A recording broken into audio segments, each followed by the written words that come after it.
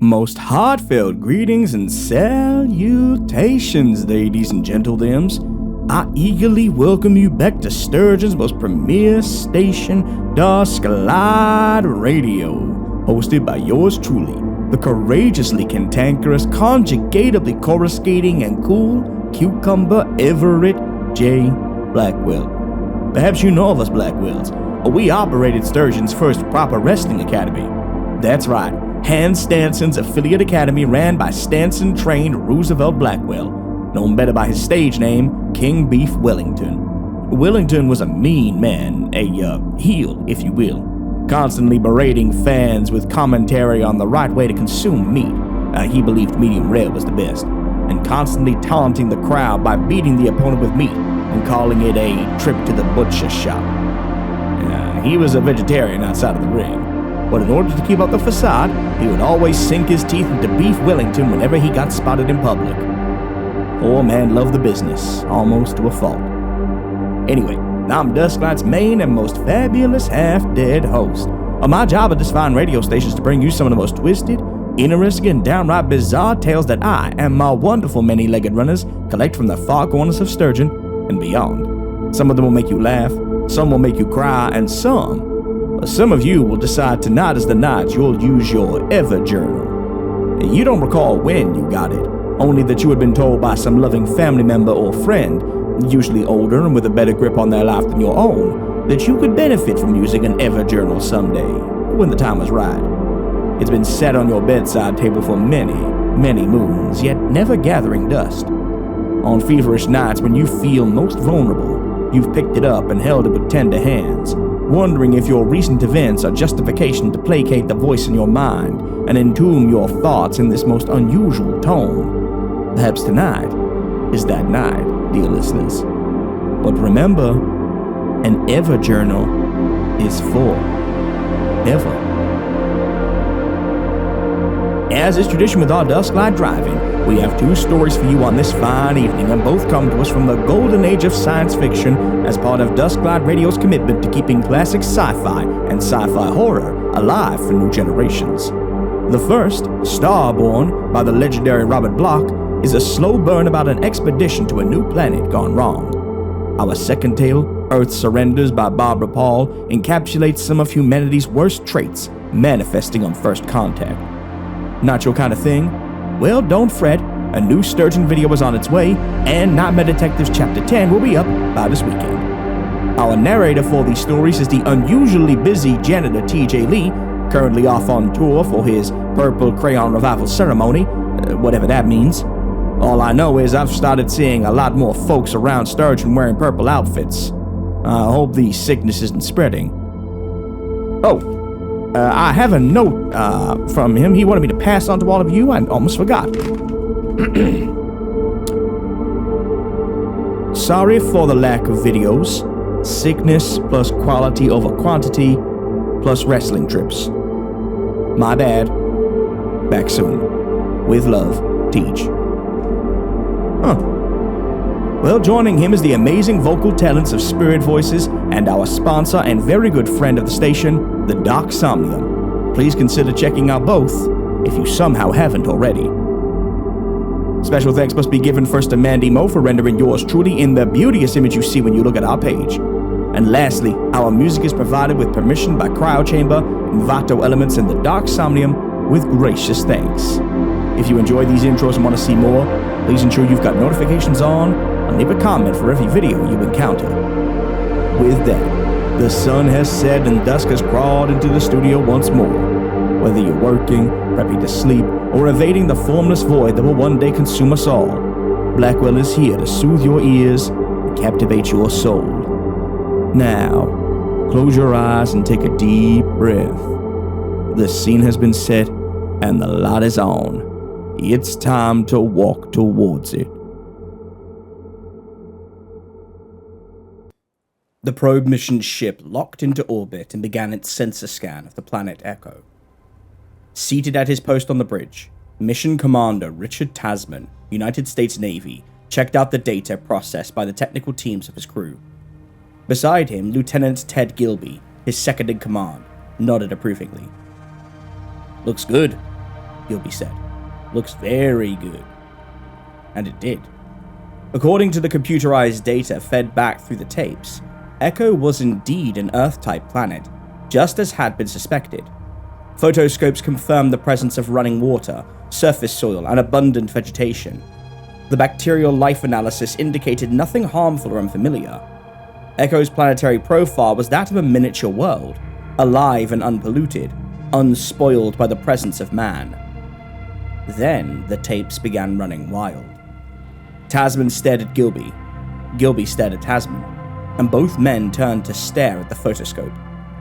The confirming data coming in told the story, but one picture is always worth 10,000 words, even though for a moment this particular picture left them both speechless. Clearly and unmistakably, it showed the boulder-strewn hillside and what rested on the sloping surface, landing gear crumpled against the looming rocks. The scope moved in for a close shot, panning across the hull, picking up the insignia and legible lettering, USS Orion. There, on the face of a minor planet near the edge of the galaxy, unexplored and unvisited by man, was a spacecraft from Earth. Tasman took over the landing party himself, leaving Gilby behind in command. There were 5 members in the task force, counting Tasman, as the auxiliary launch settled safely on target. When the spacemen emerged from the hatch, they were less than 1,000 yards from the hulk of the USS Orion on the hillside. Even before they forced their way inside, all doubts had vanished. Weber, the chief petty officer of the party, spoke for them all. "This is it, sir. Kevin's ship." Tasman shook his head grimly. "Our ship," he said. "Kevin stole it." There was no answer to that, not from Weber or any of the others, because all of them knew Tasman spoke the truth. Senior Commander Kevin Nichols, USN veteran astronaut, hero of the space program, next in line for appointment to head the entire space project itself, had stolen the ship. A year ago, almost to the day by Earth calendar, Nichols and the Orion had vanished. No advance warning, no clearance, nothing. And no telltale traces left behind. Even his wife had disappeared. It took almost 6 months of intensive investigation to unravel the tangle of red tape surrounding the flight, and even now there were 1,000 loose ends. All the evidence added up to the fact that Kevin Nichols had moved swiftly and secretly, according to a well-prepared plan. Forged orders for a security-sealed mission had been used to get the Orion equipped and on the launching pad without a leak. One of the very latest miniaturized spacecraft, Orion required only the services of a pilot with all flight functions self-powered, self-contained, and computer-directed. It was a top-secret test model, designed for future exploration projects, and put through its trial runs by Kevin Nichols himself. So when he ordered it, supplied and readied for takeoff, no one had questioned him or broken security regulations to reveal its departure. Not until the Orion soared into space did the scandal rise in its wake, and even that was secret, hushed up by the space program itself before the news could break to the public. Then came the investigation, and the eventual discovery of Kevin's probable destination. Not Echo itself, but Sector 23, the same area of the space chart. It was then that Commander Tasman had been assigned to go after the missing ship and the missing man. Tasman knew Kevin Nichols. They had been classmates at the Cape years ago, and perhaps that's why he was chosen for the mission. But knowing Kevin hadn't made the job of locating him any easier. They had touched down at a dozen points before the process of elimination zeroed them in on Echo. It was only now, months after the start of the expedition, that they had caught up with the fugitive. Or had they? Kevin wasn't on the ship. Neither were its supplies and portable instruments. "Now what?" Tasman muttered. Weber, the CPO, suggested scouting the surrounding terrain, and it was he who discovered the cave set in the rocks. Tasman was the first to enter, and what he found there in the dark depths brought the others to his side on the run. Living in a cave is not an ideal existence at best, and when one's supplies are exhausted and the battery-powered light sources fail, there's nothing left but shadows. Shadows looming up everywhere from the twisted tunnels which wind on down endlessly beyond the outer chamber. And when one cries out, the shadows do not answer, there is only the sound of Echo screaming through the darkness. Echo. The planet was well named. Had Kevin Nichols thought of that while he screamed, or when he grew too weak for screaming? Had he stared at the shapeless shadows which seemed to seethe and stir in the tunnel mouths beyond? It didn't matter now. The tunnel mouths were open, but Kevin's mouth was closed. Closed and set in the grim grin of death. One look at the gaunt face and emaciated body brought one word to Weber's lips. Starvation. Commander Tasman nodded without comment, then stooped to examine the other body. For there was another body lying there, some little distance away, lying face downward, arms outstretched, as though attempting to crawl towards the tunnels when death halted her. Her. Tasman turned the body over, staring in recognition at the wasted form. Kevin's wife, he murmured. He took her with him. Kevin took her with him, and death took them both. Here, in a remote cave on a distant planet, surrounded by shadows, the fugitives had died in darkness, and now only echoes lingered, wailing in the depths. If you listened closely, you could almost hear them now, faint and far away. And then they did hear the sound, all of them, and recognized it for what it was, issuing from the shadows beyond, impossibly but unmistakably. A baby had cried. There were problems. Many problems. The first was physical. How to transport a newborn infant back to Earth on a probe mission ship lacking the facilities and even the feeding formula necessary to sustain its fragile hold on life. Surprisingly enough, the little one survived and even flourished on the hastily improvised diet of powdered milk and juices. The infant girl seemed to have inherited some of Kevin Nichols' toughness and tenacity, as well as his features. Indeed, the resemblance was so close between father and daughter that it was decided to name her after him. They called her Kiva. It wasn't until after splashdown on Earth that the other problems arose. Then Space Control took charge of Kiva and inherited the dilemma she brought with her. There was no publicity, of course, but that in itself solved nothing. Sooner or later, the news would inevitably leak out.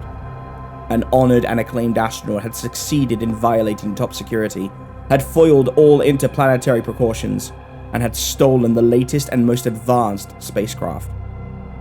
Waves of panic rose and spread behind the locked doors of Space Command. Top brass and top government officials floundered, engulfed in those waves, spluttering in confusion, choking in consternation. Do you know what this means? When the story gets out, the whole program will be discredited. Stealing a prototype ship right up from under our noses. We're gonna be the laughingstock of the world, the whole galaxy! Those words were shouted by a senior spokesman for the space project, and a senior spokesman for the government answered him. Then why not tell the truth? Tell him that we had our eye on Kevin Nichols all along. Knew he was cracking up. Sure, he was next in line for the big promotion, but he wasn't gonna make it. Not after what our investigation uncovered.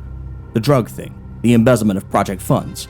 He must have realized we were gonna blow the whistle on him, and that's why he got out, taking his wife with him. Let the public know what happened, that we were the victims of a conspiracy. You're crazy!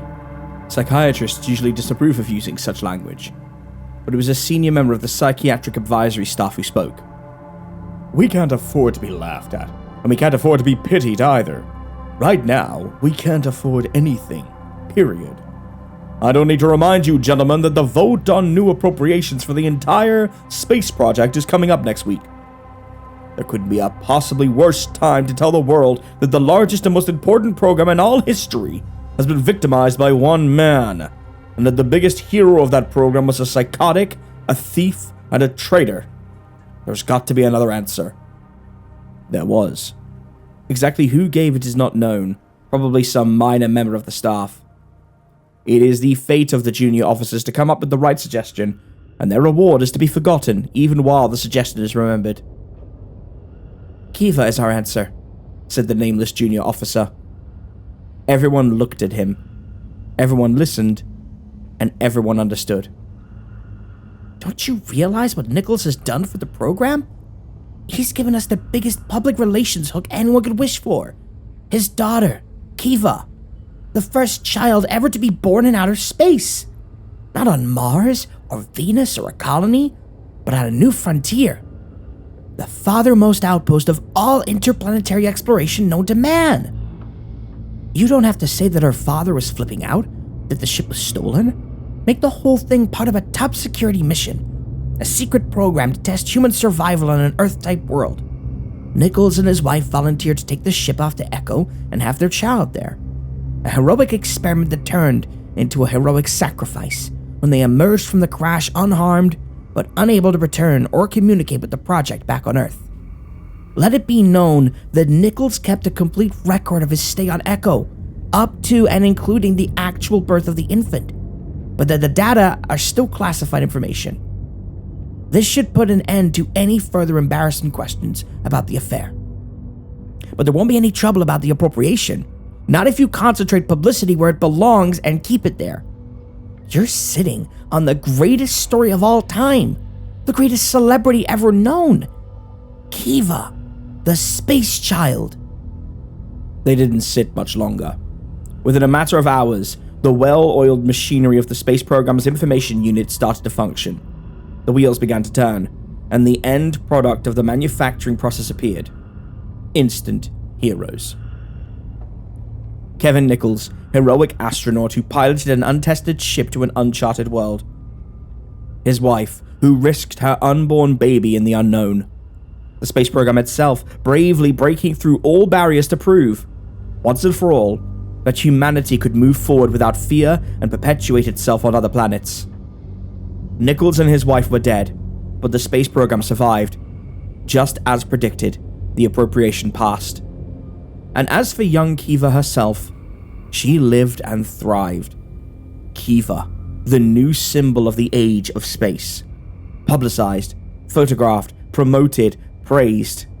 In a matter of days, her name was known throughout the solar system and beyond. Child of space, heir to the future, and ward of the space program.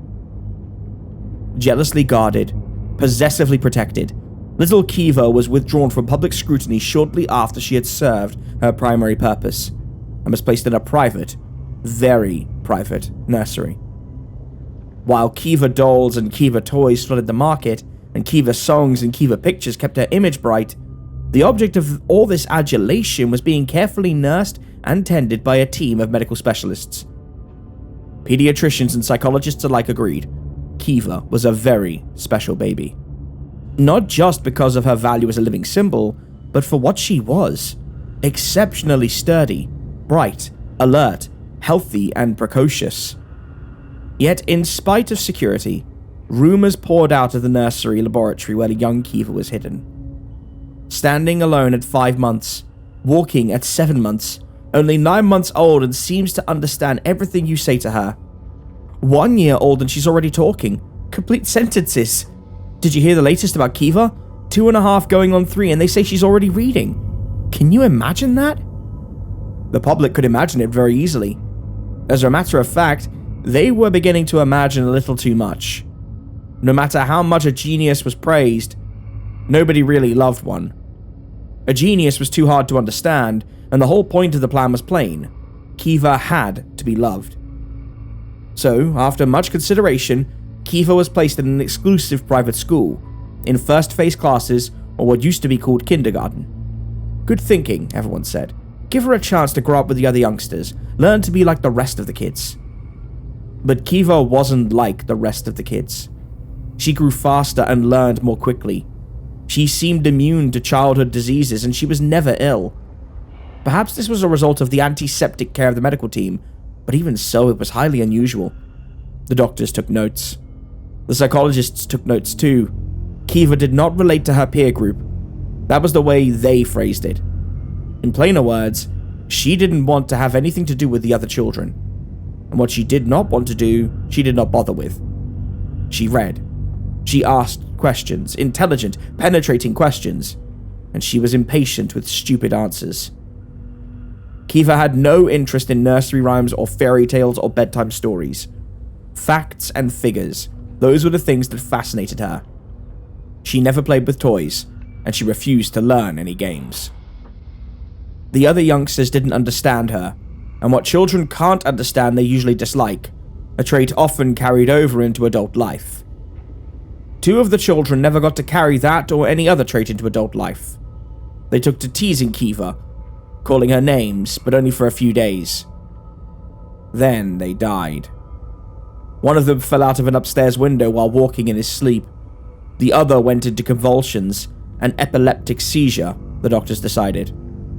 Of course, Kiva had nothing to do with it. She was nowhere near either of the youngsters at the time. But there was bound to be talk, so the medical team took her out of the school. To put an end to any possible rumors, a thorough checkup was programmed for the prodigy. And prodigy she was, a beautiful, healthy child without functional defect. The results of the battery of mental tests indicated genius. What Kiva needed, the medical team decided, was a chance to lead a normal existence, an opportunity to relate to ordinary people in ordinary surroundings. As a celebrity, such a life was, of course, impossible. So they changed her name, took her clear across the country, and put her up for adoption. The world at large was told that Kiva had been sent abroad for further education under governmental supervision. Even the couple who took her into their home didn't realize that their bright, good-looking new daughter was the famous space child. To George and Elaine Rutherford, Kiva was an orphan named Robin, a quiet girl well-behaved, quick in her studies, sailing through high school and into college at 15. There were no problems. At least, the security reports didn't indicate any. The space program had her under observation, of course, monitoring her progress at school. Perhaps they should have spent more time monitoring her foster parents. As it was, they didn't seem to notice the change in Mr. and Mrs. Rutherford. Maybe the Rutherfords weren't even aware of it themselves. It wasn't anything dramatic. But as Kiva grew, they dwindled. Kiva's growth was physically apparent. At 17, already a senior in college, she seemed completely mature. Enough of an adult, in fact, to enter into the management of her foster father's prosperous ranch during the summer months. Rutherford, the bluff, hearty ranger with the booming voice, made no objection. It was as though he secretly welcomed the idea of taking things easy, of not having to bawl out orders, of sitting quietly on the big screened porch and rocking away. After a time, people began to notice how he mumbled and muttered, talking to himself. Elaine Rutherford didn't say anything. She gradually stopped entertaining or going out, and never saw any of their old friends. While the girl ran the ranch, she was content to just keep the house and spend her spare time resting upstairs. Then she began to talk to herself too. It was just about a year later, after Kiva had graduated and gone into advanced work in astrophysics, that the authorities came and took the Rutherfords away. There was a hearing and the ranch hands testified. So did the girl. Everyone agreed that there had been no real violence, no real crisis. It was only that the Rutherfords had gone from talking to babbling, and from babbling to screaming. Shadows were what they feared. Shadows, or a single shadow. Apparently they never saw more than one at any given moment. A shadow moving at midnight in the corrals, making the cattle bellow in terror. But why should cattle be afraid of something that cannot be seen? A shadow creeping through the long dark ranch house hall, while the floorboards creaked. But how can there be sound without substance? A shadow glimpsed in the girl's room, stretched, sleeping in the bed where the girl should be. But shadows do not sleep, and the girl testified she had seen nothing. It was a sad affair, and the ending was inevitable. The Rutherfords were obviously incompetent, and they had to be committed. Both of them died within a matter of months. The space program people stayed out of the affair, of course. At least they didn't interfere publicly. But they followed the hearing, and they had the data, and they took charge of Kiva once more. Taking charge was a mere formality now, for they weren't dealing with a child any longer. Kiva was physically adult, and mentally she was worthy of further study. That's what the medical team had decided. Kiva was happy to cooperate, even though it meant temporarily abandoning her research project on the methods of communicating with distant planetary bodies through the use of ultrasonic frequencies. On the appointed day, she appeared before an international panel of scientific authorities at Space Command headquarters, prepared to submit to a thorough examination and checkup. But she was not prepared to meet the head of that panel, an elderly, stoop-shouldered man who was introduced to her as Mission Commander Richard Tasman, USN retired. The foreign scientists noted that Kiva didn't seem to react to the introduction. Perhaps she didn't recognize the name, but, of course, there was no reason that she should. At least there was no reason until Tasman began asking questions. The questions were polite, formally phrased and simple, but their content was disturbing. Tasman wanted Kiva to tell him about the shadows. Kiva frowned and then sighed. Surely you've read the reports of the hearing. The shadows my poor foster parents claimed to have seen were non-existent. Paranoid delusions. Commander Tasman nodded. But it's the other shadows I'm interested in. The shadows that I saw with my own eyes 20 years ago when I found you in that cave on Echo. The listening scientists leaned forward as Kiva shook her head. They turned up the earphones to hear what their translators were reporting as the conversation continued. Kiva shrugged. I was a baby. How do you expect me to remember anything? And if I could, why would I notice shadows? Why, indeed, Tasman smiled. I saw them plainly enough, but at the time I had no reason to pay attention to them. Now I'm not so sure. What do you mean?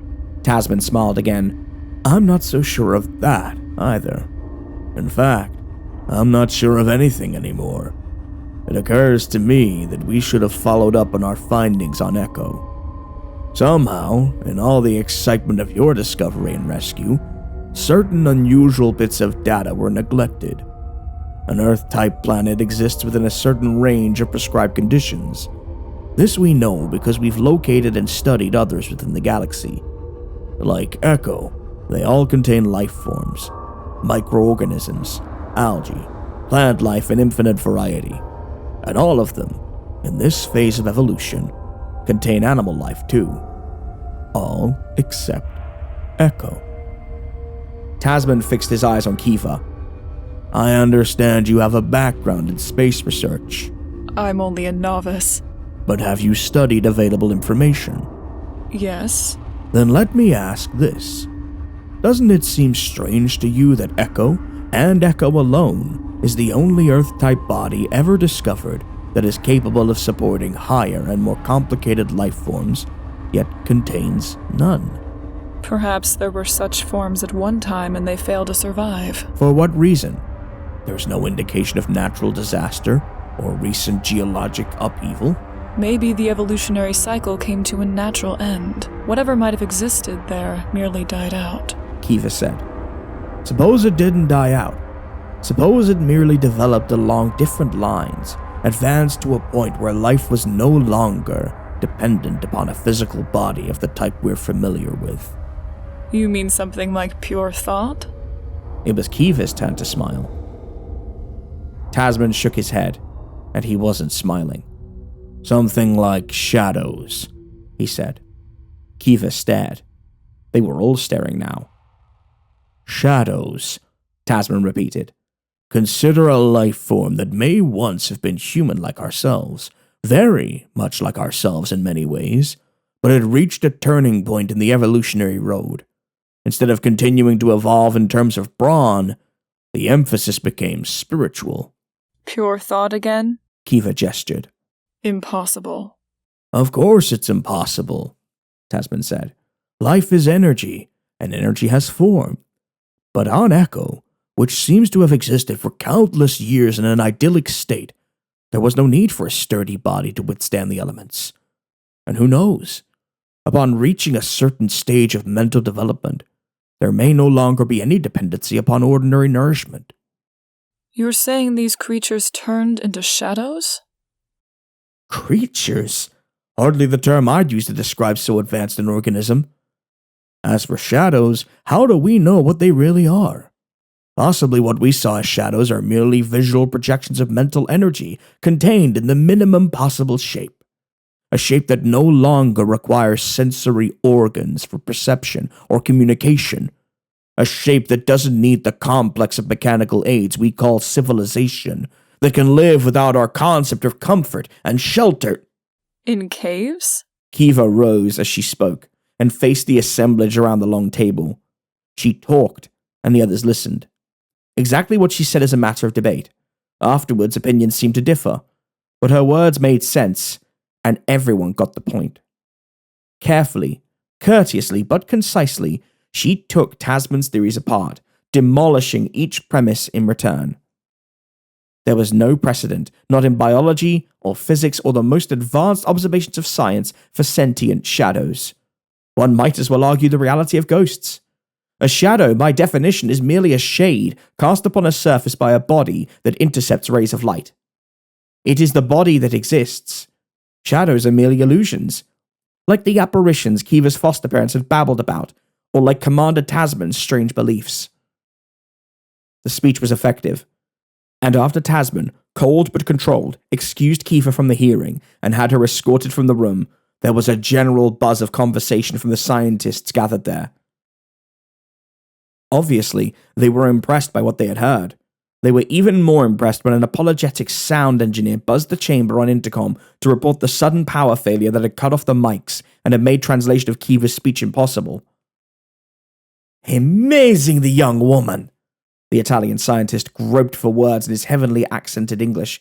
"Such pretends to realize this and continue speaking in Italian." "Nein," the guttural rejoinder came swiftly. "It was German she spoke." "Français!" Dissension rose in Japanese, Russian, Spanish, and Mandarin. All had heard Kiva, and all had understood. Tasman had understood too. He raced out the door and down the corridor. At the entrance to a small side office, he found Kiva's security guards, stationed and waiting. "Kiva, where is she?" The senior officer blinked and gestured, and sighed. Tasman brushed past them and opened the door. The room beyond had no windows, no other exit, but it was empty. There was no official report of Kiva's disappearance. Even the medical team wasn't informed. But Tasman knew, and went straight to top security. A directive was issued.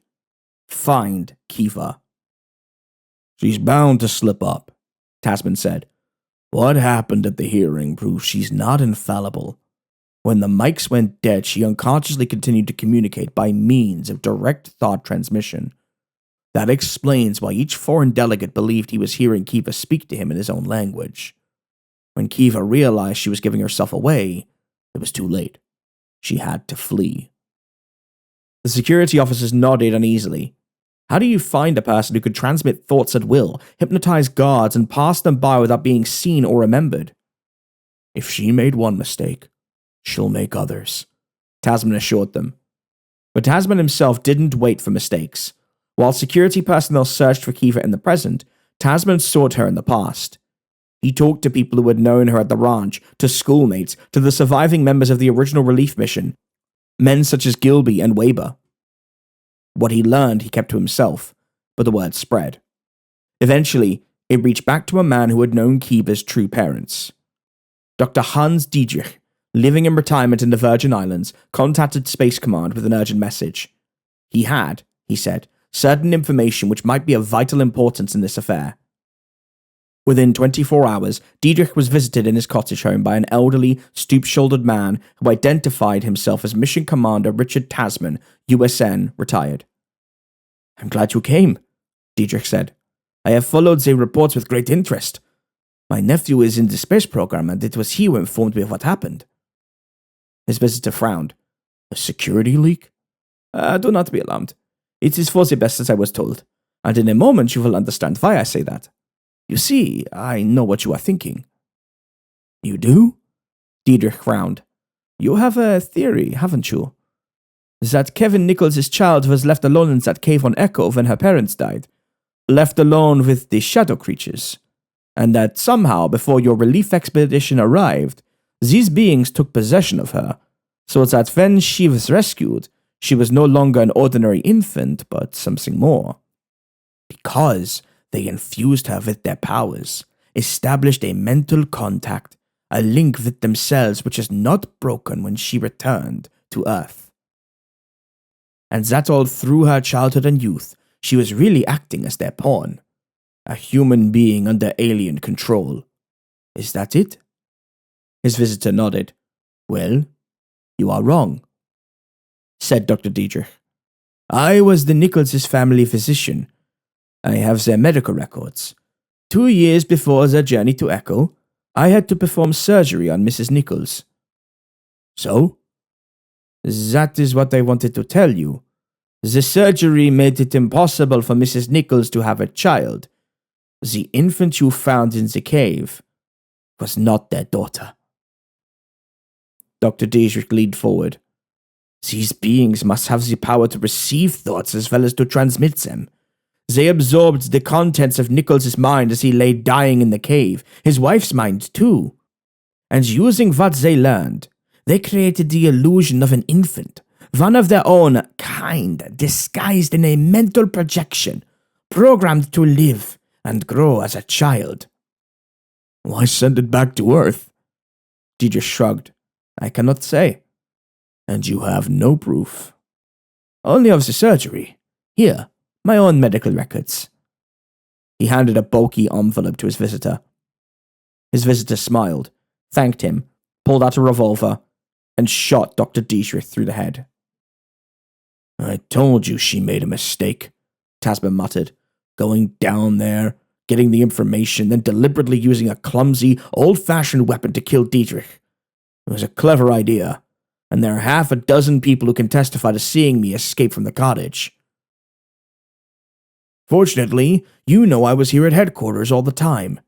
Kiva didn't anticipate I'd have such an airtight alibi, and she didn't anticipate that Diedrich had taken the precaution of taping a statement of his beliefs beforehand and sending it here to Space Command.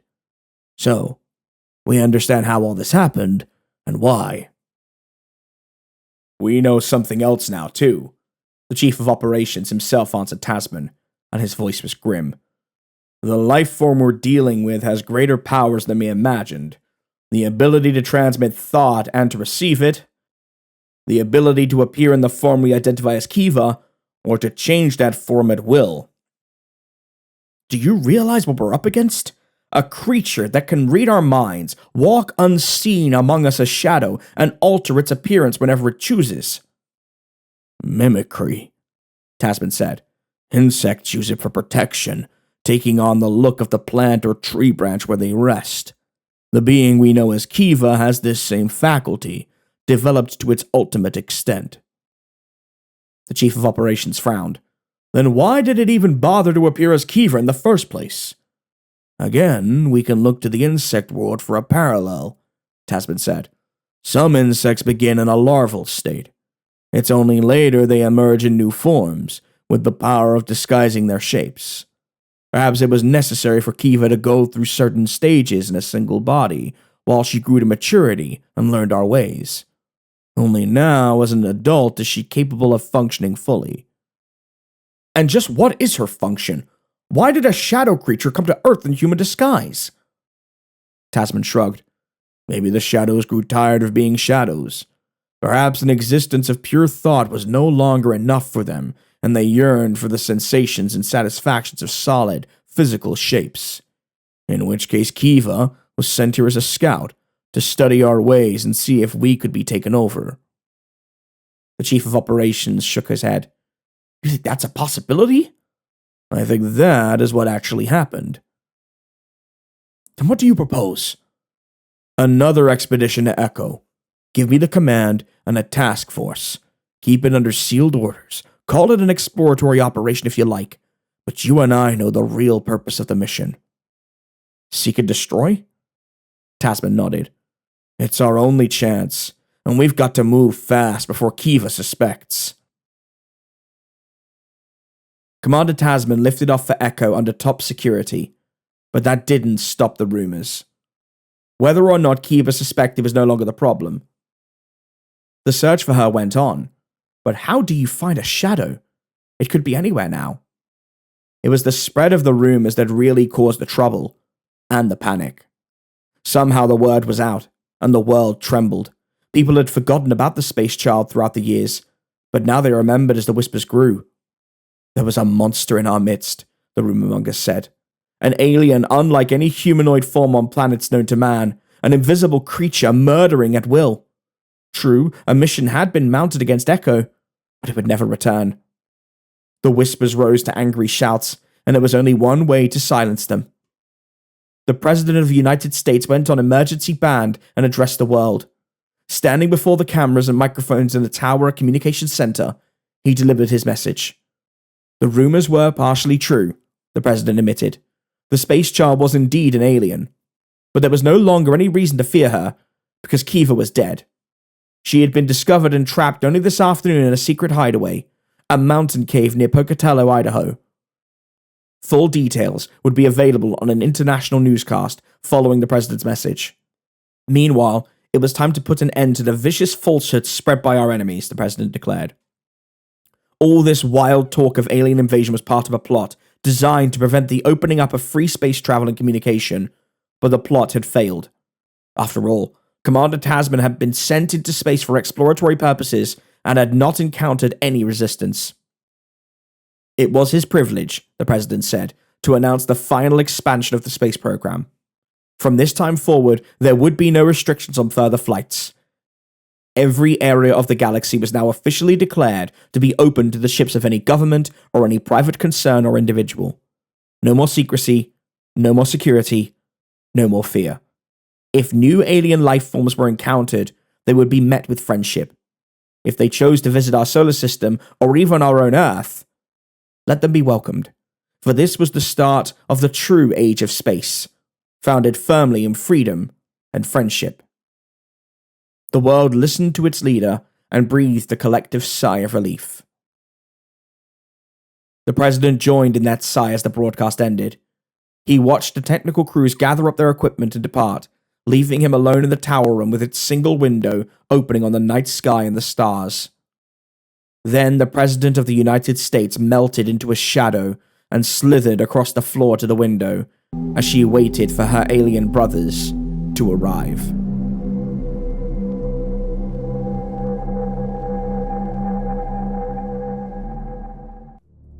We had little warning. A blip on a screen splintered into 1,000 blips, so large a fleet for our one small planet. We assumed we weren't the only one, merely one of the last, perched out here in the galactic suburbs. Perhaps they needed a refueling station on their way to Andromeda. They destroyed our toehold colony on Mars, casually in passing, like a slap on the wrist. There was no mistaking their intent. We didn't even know who they were. Our communication had been all us to them. Does a man introduce himself to a bug before he steps on it? Once the ships were in range, President Brigham didn't hesitate to launch every weapon we had, as did our counterparts in their own domains around the world. We didn't get one ship. The combined firepower of the entire world was insufficient to bring down one ship. It took a while. This was no 6-minute war. Most of us just watched while the military tried first this, then that. Long after the rest of the world had exhausted its resources, France finally got its act together and launched an attack. It made no difference. Their superweapons had no more effect than our superweapons. President Brigham aged 20 years before my eyes as the reports came in. I think she understood before any of us that there was no stopping these invaders. She took a few minutes to marshal her thoughts and called us all together. Her advisors, both civilian and military, as well as certain scientists who so far have been able to contribute nothing. Nor, indeed, had any of us. Since we don't know what the invaders are going to do next, we need to plan for every possibility we can think of, President Brigham said. General Shoemaker, are you ready with the Joint Chiefs contingency plans? I am, Madam President, Schumacher replied, looking unnaturally calm in the face of what was happening to us. We've never seen the invaders, so we don't know what'll work against them. But there are things we can do. He started a show and tell with graphs, maps, computer simulations. What to do if the invaders don't destroy us but keep us alive for whatever purposes they have in mind. What to do if they kill most but not all of the people in the world in order to retain a manageable population. What to do if they have no need for the Earth but plan to destroy it simply because it is their nature to do so, like the scorpion in the story. The plans even took the possibility in that the invaders would never leave their ships, which meant we had no way of fighting back at all. They were all survival plans, predicated on an assumption that we'd lost all our defenses and were at the mercy of whatever force had descended upon us. In every scenario, some form of the military was proposed as the authority that would bring a measure of order out of chaos. I made no mention of this. I knew the president had caught it. Besides, I had no official standing in the underground command center, but the role of first husband did carry its perks, or I wouldn't have been there at all. The president was frowning.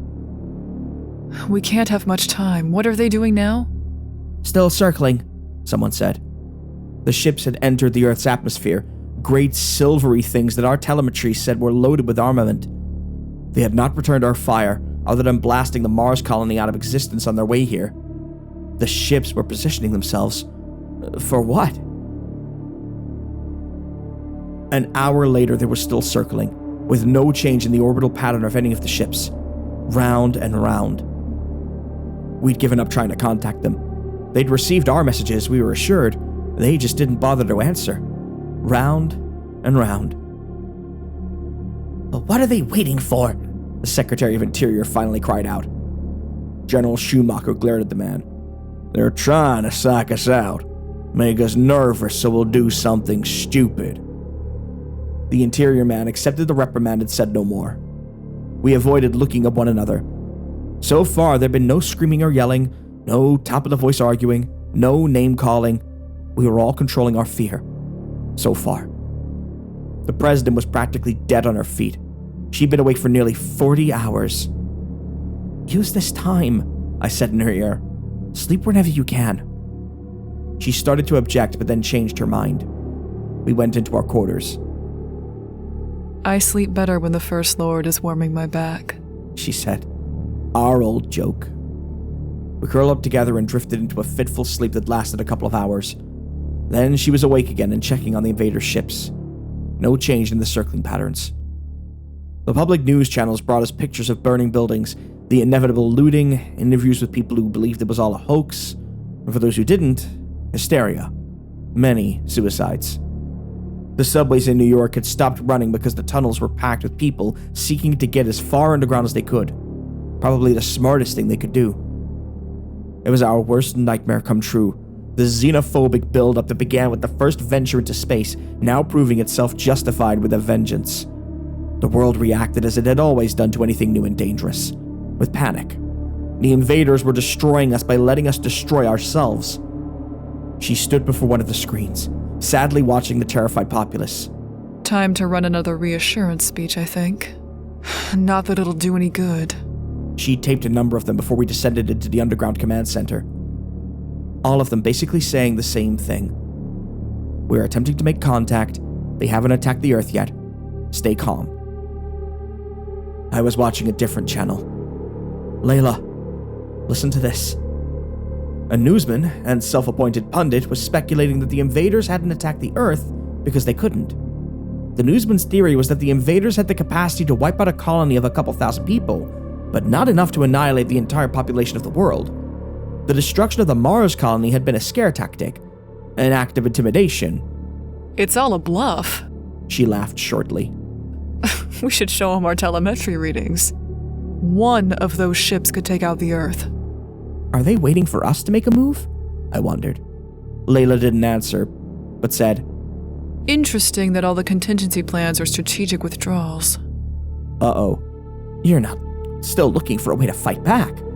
All those contingency plans were based on assumption of defeat. I know. She sighed. General Shoemaker is a realist. He knows when to attack, when to withdraw. I smiled. But while I agree with Shoemaker, on some level I feel we haven't done enough to resist. Resist how? After what they did to Mars? They have some use for us, Peter, or they would have done the same to Earth by now. We know nothing about those people. What are they doing right now? For all we know, they might need to go into some sort of stasis periodically to recharge their batteries. And then when they wake up, they'll blow us to smithereens. Or not. We just don't know. Their ships are impregnable, I said. But are they? The thing to do is to get them to leave their ships, so we'll have a better shot at them. Won't work. We kill some of them, they'll use the ships to retaliate. No, we need to make them go away. But how? Our use of force failed. What if we do a complete turnabout? What if we ask them for help? We discarded the idea of presenting ourselves as a plague-ridden planet in desperate need of medical aid, since what was lethal to us might prove harmless to the invaders. Besides, the invaders would see right through that. It was too transparent a ploy. The Secretary of the Treasury suggested we fake some readings that would make the invaders think our sun was about to go nova. The scientists quickly explained to her why that wasn't possible. But that gave General Schumacher an idea. How about faking readings that would suggest we're in for the biggest damn earthquake known to mankind? Some giant rift developing in Earth. One that'll move continental plates, level cities, and just, in general, wreck the place. The president said. And then ask the invaders to evacuate as many of us as possible? It might work. The technicians and engineers and seismologists conferred and agreed they could produce fake readings that would fool our detectors, but since the invaders had already demonstrated superior technology, they couldn't promise that our unwanted visitors would be taken in. Put that one on hold. I cleared my throat. Whatever we do, the invaders are going to be suspicious, because the first thing we tried to do was shoot them out of the sky. We lost our credibility with the first rocket we fired. Thank you, Peter, Schumacher said with a touch of sarcasm. We'll just have to be damned convincing. That's all. That's all? It was the president herself who finally made the suggestion that we ultimately adopted. Let's invite them to dinner, she said. First came the messages to the other heads of state requesting that they not attempt further contact with the invaders. We could only pray they would comply. That done, we turned back to the invaders themselves. We surrendered. We acknowledged that the invaders occupied the dominant position and pledged to refrain from any further military action. Not that there was anything more we could have done along that line anyway. We asked the invaders what they wanted. No response. Then we offered to evacuate and leave the planet and all its riches to them.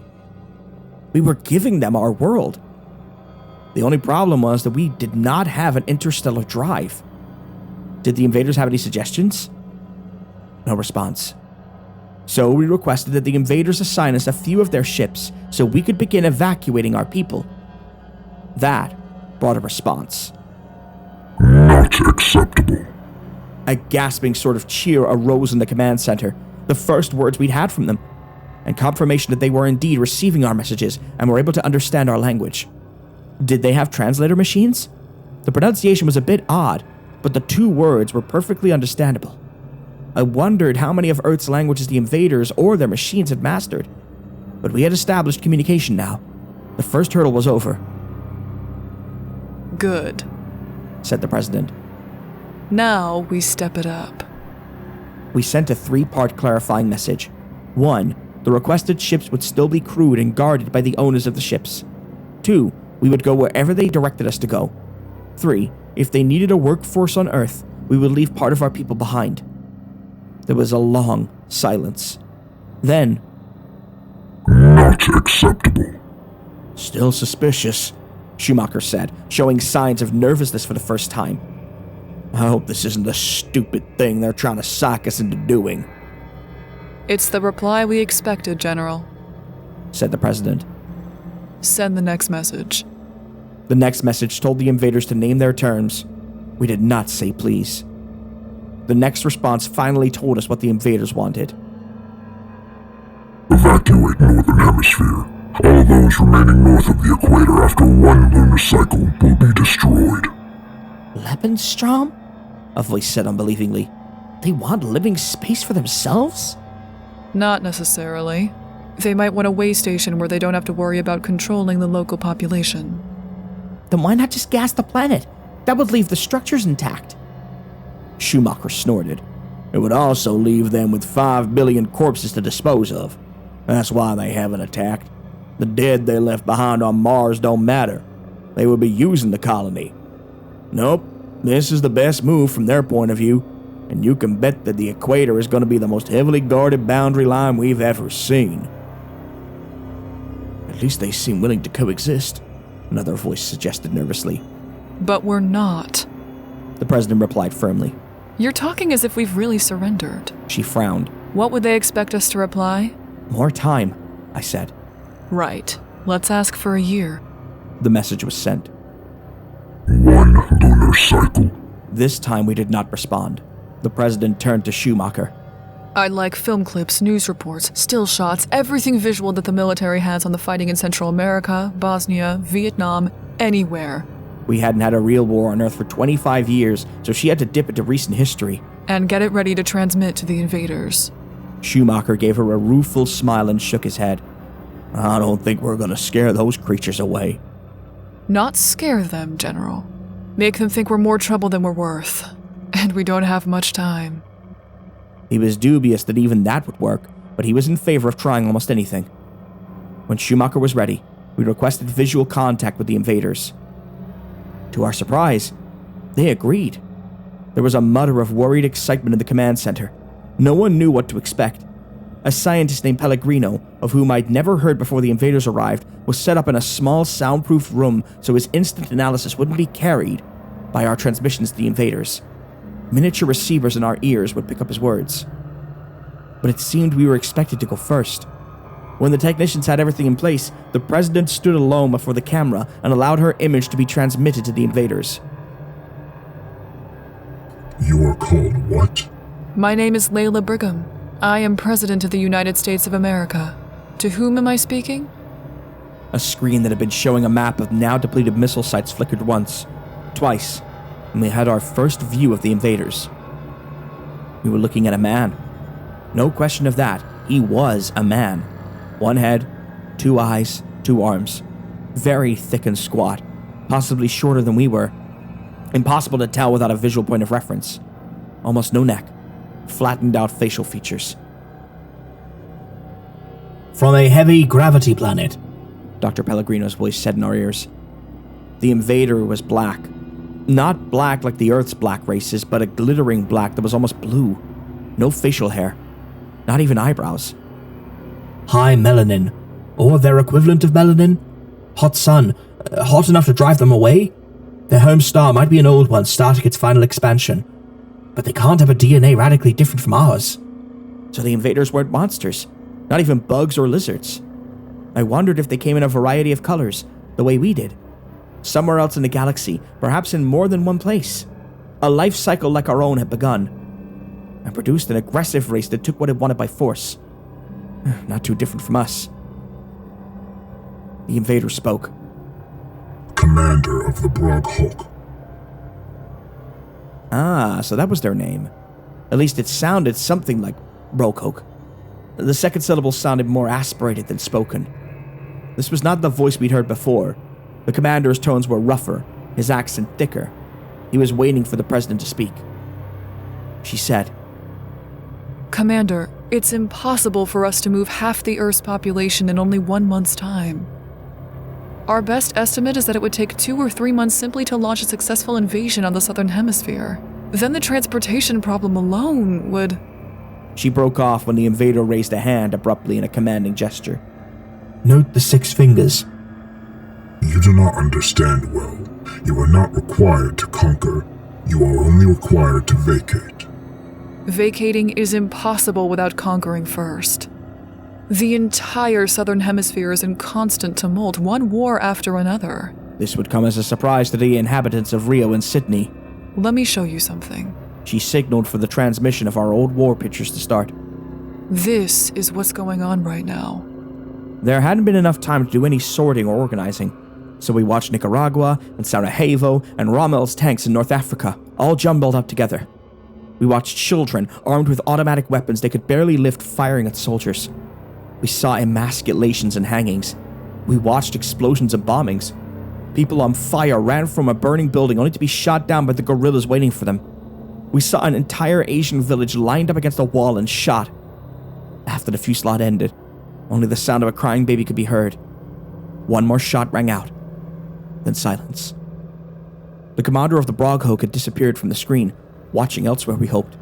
We finally stopped transmission when we couldn't take any more. Any invaders worth their salt ought to think twice about sharing a planet with that kind of turmoil. Even General Schumacher looked affected by what we'd seen, as did the other military bigwigs in the command center. The invaders' commander reappeared. Is this fighting confined to the Southern Hemisphere? Schumacher shot to his feet and drew one finger across his throat. The technicians cut the transmission. What? The president demanded. Let's think this through, the general said. Is the fighting all in the south? Do we say yes or no? If we say yes, the Broghokers, or whatever the hell they call themselves, will just drive us down across the equator, and that'll be the end of it. May the most vicious survive. They don't give a hoot about us. All they want is a place for themselves, here on our half of the world where they don't have to bother or keeping an eye on us. And this, our half, we won't. We have to tell them the fighting is everywhere. It's the only weapon we've got. But if we say the fighting is worldwide, the vice president said, how will that stop them? Isn't the point to make ourselves look like more trouble than the invaders care to handle? Schumacher asked. They just want us out of their way. One sure way of handling that, the Secretary of Defense said. The fact that they haven't killed us all yet doesn't mean they won't still do it. Schumacher's right, said Admiral something or other. It's the only weapon we've got. We'd be fools not to use it. Then the loud arguing that had been absent earlier started in earnest. Everyone had an opinion which could evidently be expressed only at the top of one's lungs. I glanced at the screen. The commander of the Broghok had disappeared again. How long would they wait? Layla put her hand on my arm and drew me aside. She kept licking her lips, a mannerism that appeared only when she had to make a decision she didn't want to make, and, until now, one that she indulged in only when we were alone. Peter, what's your take? It is the only weapon we have, I said. If they try to kill us all, they'd have to tie up half their troops on permanent burial detail. Or whatever it is they do with dead bodies. Burn them, perhaps. And it would be a tedious, time-eating process, since they seem not to want to destroy the cities. She nodded. Most of the industry is in the north, but the mining opportunities in the southern hemisphere, why don't they want those? Perhaps they don't know about them. They can't have been monitoring our transmissions very long. So you agree with Shoemaker? I never thought I'd be saying this, but yes, I do. Confound the enemy and he is yours, as I think somebody once said. She stopped being Layla and went back to being president again, calling for quiet and getting it. Are you agreed? General Schumacher looked around. Most of us are, I think. The invaders will believe that we're quarrelsome, violent, unruly, because the first thing we did was try to shoot them out of the sky. He shot a self-satisfied glance in my direction. Anything we can do to add to that impression can only help. There was a mutter of reservations expressed by a couple of the cabinet members, but no one openly challenged the general's conclusions. And Madam President, he went on, maybe you don't have to be so polite.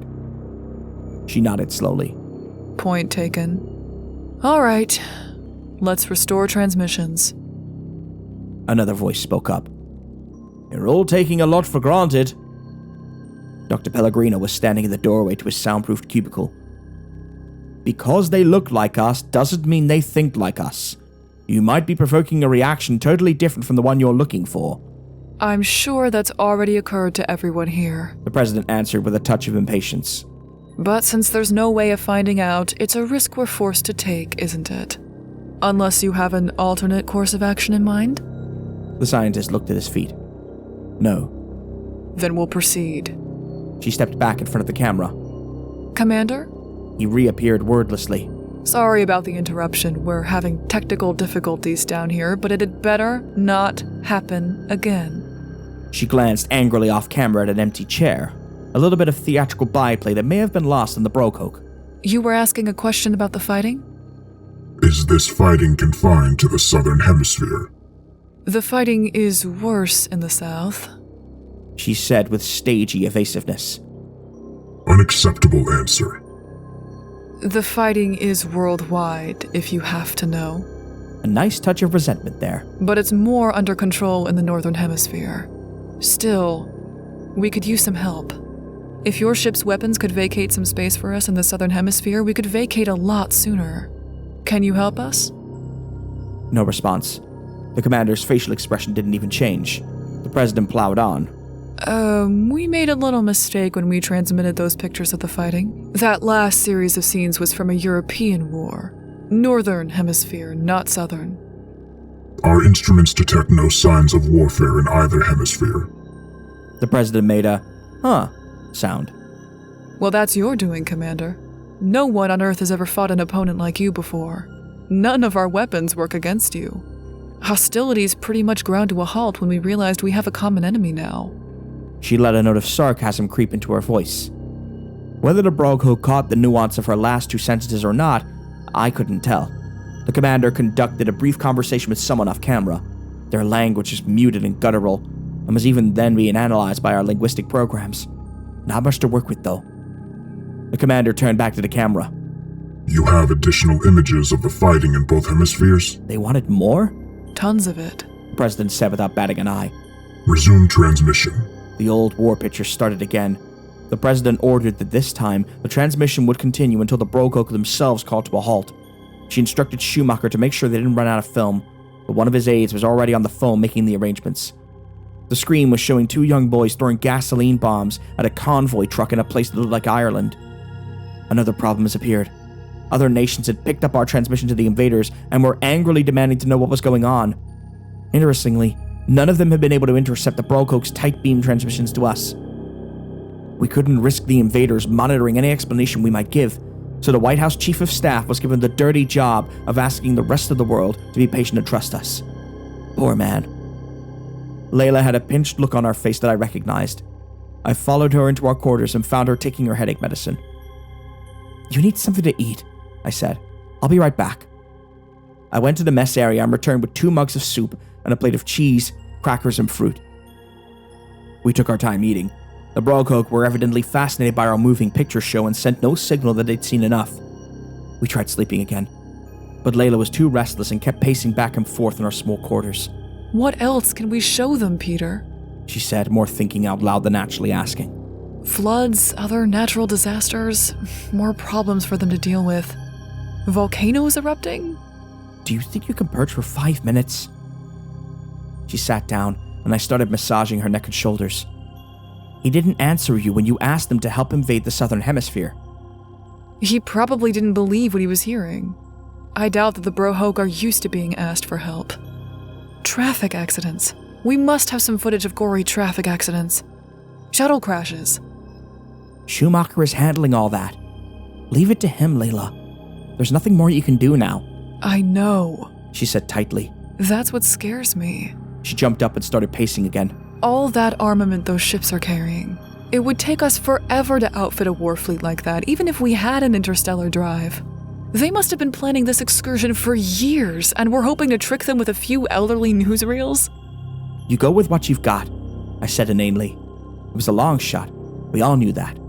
I stopped later in her pacing and wrapped my arms around her. We leaned against each other without speaking, both of us thinking the same thing. This could be our last night. It was another 3 hours before the Brogho had seen their fill. They'd asked for certain bits to be replayed. The invaders were interested not so much in big explosions and tell-all views of our weaponry, as they were in close shots of the actual participants engaged in combat. Maybe they just enjoyed seeing blood spilled. When the commander appeared on the screen, the president took the initiative. Well, are you going to help us invade the southern hemisphere? Invasion is not necessary. You are no longer required to vacate the northern hemisphere. Aha, change in plans. Something had got through to them. Well, that's a relief. I don't know if we could have managed it anyway. Does this mean you're leaving? We do not know what fearless warriors the people of Earth are. Even your children show courage and valor in battle. We have never before encountered a species of natural fighters such as you, and your soldiers are your greatest treasure. Good God in heaven. They liked what they'd seen. All that carnage. The president looked taken aback, but tried to find an advantage in this unexpected response. Yes, I'm afraid we're always quarreling about something. A number of our countries have gone bankrupt just from the cost of maintaining a war. The Brogho weren't interested in that. We breed our warriors through controlled mating, but for you, that is not necessary. You produce soldiers naturally, without planning. The Earth is an even greater resource than we had thought. Resource? For warriors. We always need brave warriors. The temperature in the command center dropped 20 degrees. Let me understand this. You want to recruit soldiers from the human race. From Earth. Your own wars must cease. Fighting amongst yourselves will not be tolerated. A force of Brog Hulk will be stationed permanently on Earth to protect the resources. This is a mandatory term of your surrender. The commander leaned towards the camera. We do not want to lose you. The transmission ended. We all stared at one another speechlessly. We just condemned humanity to an eternity of warfare? This was our destiny, to breed killers for a killer race. Warriors watching war, they'd seen what they'd wanted to see. They admired us for the very thing we've been trying so hard all these years to suppress. Human aggression. I went over to take Layla's hands, but she didn't look at me. She was staring beyond my shoulder at General Schumacher. His eyes were gleaming. "Look," said Dr. Pellegrino, pointing to the screen. We watched as shuttles began dropping from the warships, a dozen from each of 50 or so of the ships. Shining silver needles pointed straight at Earth. They were coming.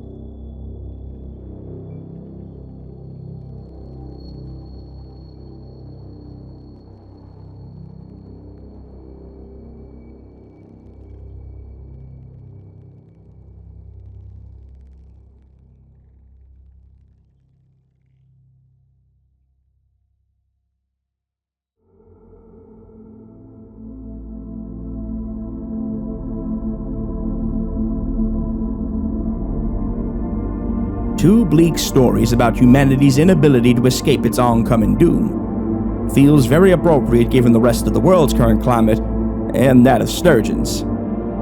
Listeners, we had an incident in the studio recently involving the Dark Cloud and some strange individuals who came to visit. I'll be sharing more on our next sturgeon video, so please keep an eye out in the next few days. But suffice to say, it's a dark time here in Sturgeon. If you enjoyed this video, be sure to check out some of our other transmissions. We're adding them regularly, and we'd love to have you as part of the Dusklight family by subscribing, hitting the bell of humanity, and leave a comment with stories you'd love for my many-legged runners to find. It's time to prostrate ourselves and give special thanks to our Patreons.